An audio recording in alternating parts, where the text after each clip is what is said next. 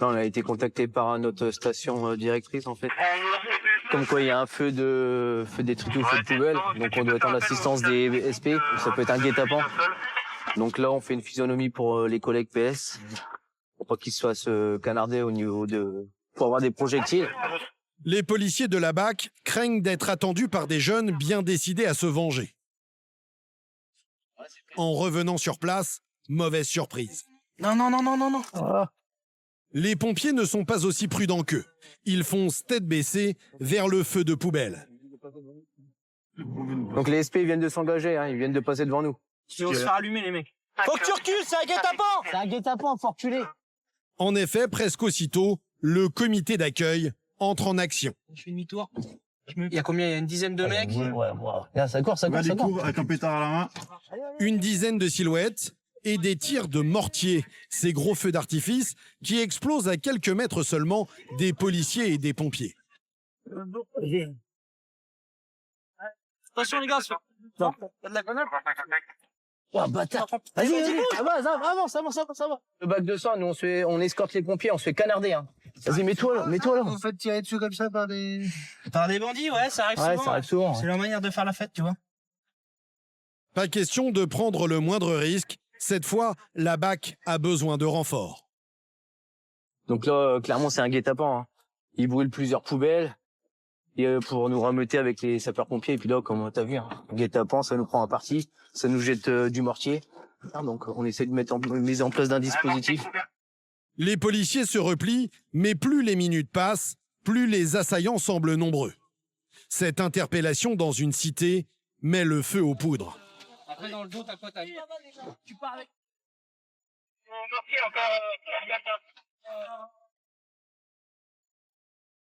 Allez, les gars, allez! Ouais, deux, Il y a un groupe d'individus, une vingtaine d'individus, qui nous allument au tir de mortier. Donc là, on va mettre en place deux colonnes, une avec la PS et une avec la BST. Ah, donc là, il y a vraiment besoin d'effectifs. Ouais, on est vraiment sous-effectif. Policiers et jeunes du quartier vont s'affronter une bonne partie de la nuit.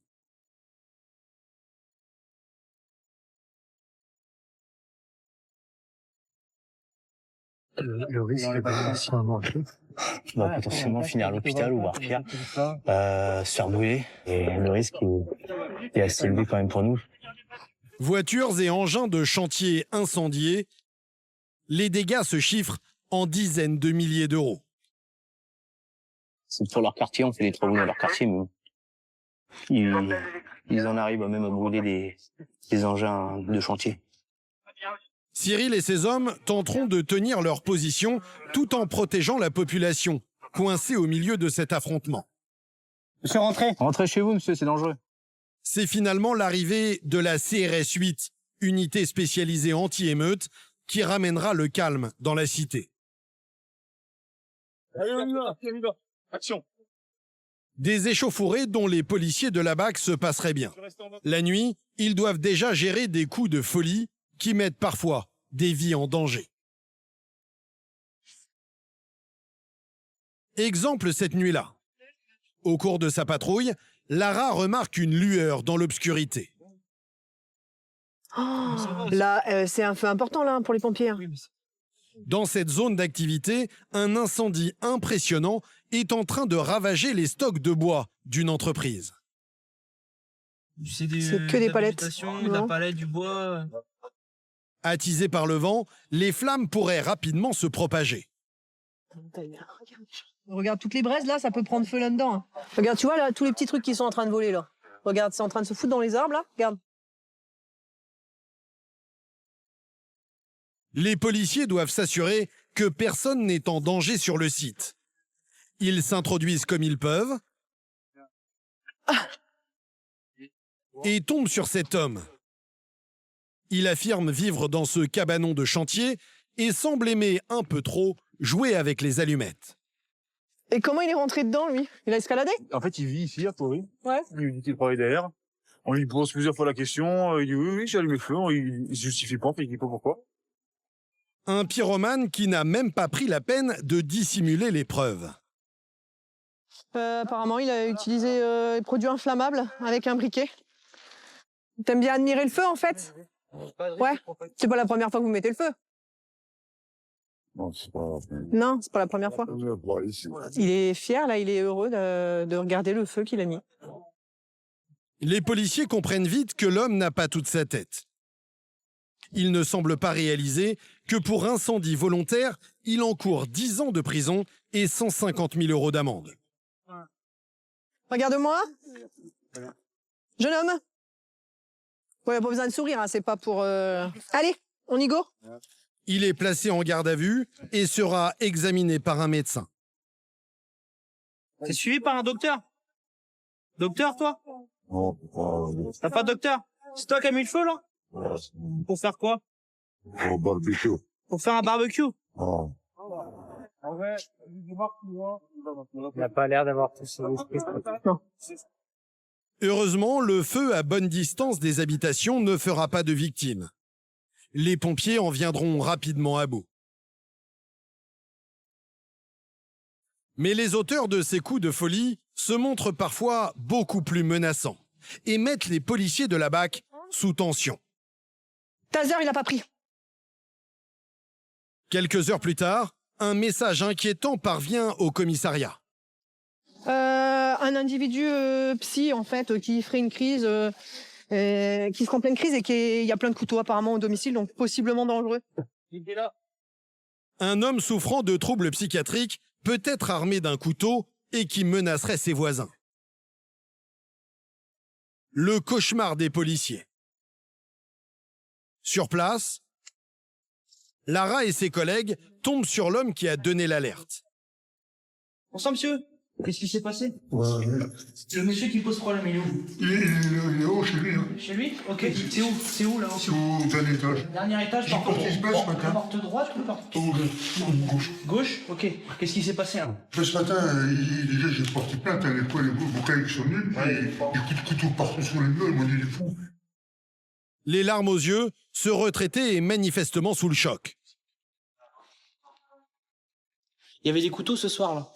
Je sais pas, Vous l'avez entendu avec des couteaux sur la porte, c'est ça? non, mais je n'ouvre pas la porte, moi. Puis il tape, putain, il y a du sang sur la porte, il est par terre. Il y a du sang sur la porte? Sur la porte, oui, puis par terre. Sur votre porte à vous? Oui, sur ma porte à moi, il y a des coups. Je vais aller voir. Dans ce genre de cas, pas question de prendre le moindre risque. Taser au point, Lara et ses collègues avancent prudemment. Et en effet, Ah putain, il y a du sang partout. ils découvrent des traces de sang dans l'escalier et d'autres sur la porte du retraité. Les policiers imaginent tous les scénarios possibles. Qu'il se vide de son sang tout seul chez lui, ou qu'il ait blessé quelqu'un d'autre, étant donné qu'il y a du sang partout, quoi, et qu'il est un peu cinglé, et qu'il a mis des coups de couteau dans le pas, et a menacé de massacrer un individu, quoi. La BAC s'entraîne toute l'année pour ce type d'intervention. En cas de coup dur, ce bouclier par balle les protège. Tu dis le tape.